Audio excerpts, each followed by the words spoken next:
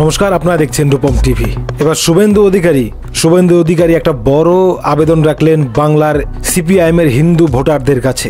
যে সমস্ত সিপিআইএম এর হিন্দু ভোটার রয়েছে তাদের কাছে শুভেন্দুর একটা আবেদন রয়েছে। শুভেন্দু বলেছে যে সমস্ত সিপিআইএম এর হিন্দু ভোটাররা রয়েছে তারা যেন এবার 2026-এর বিধানসভায় বিজেপিকে ভোট দেয়, তাহলে তৃণমূল কংগ্রেস হারবে। আসলে বিজেপি 39% ভোট পেয়েছে, শুধুমাত্র এটা হিন্দু ভোট, আর 5% হিন্দু ভোট পেলেই বিজেপি ক্ষমতায় আসবে। তাই সিপিআইএম এর যে সমস্ত হিন্দু ভোটার রয়েছে যারা তৃণমূলে ভোট দেয়, কংগ্রেসে ভোট দেয়, তাদের বিজেপিতে ভোট দিতে অনুরোধ করলেন শুভেন্দু অধিকারী। যেহেতু মুসলিম ভোট তৃণমূল কংগ্রেসের দিকেই যাচ্ছে, তাহলে হিন্দু ভোট বিজেপির দিকে আসা উচিত এবং যারা সিপিআইএম এর হিন্দু আছে বিশেষ করে তাদেরকে বিজেপিতে ভোট দিতে বললেন শুভেন্দু অধিকারী, এবং বললেন বিজেপি জিতলে অন্তত ভোট দানে কাউকে বিরত রাখা হবে না, সবাই ভোটে লড়তে পারবে। তো যাই হোক, শুভেন্দু এখানে পরিষ্কার বলে দিয়েছে 39% ভোট পাচ্ছে বিজেপি, আর 5% ভোট দরকার, সেটা হিন্দু ভোটের কাছেই আবেদন রাখলেন শুভেন্দু।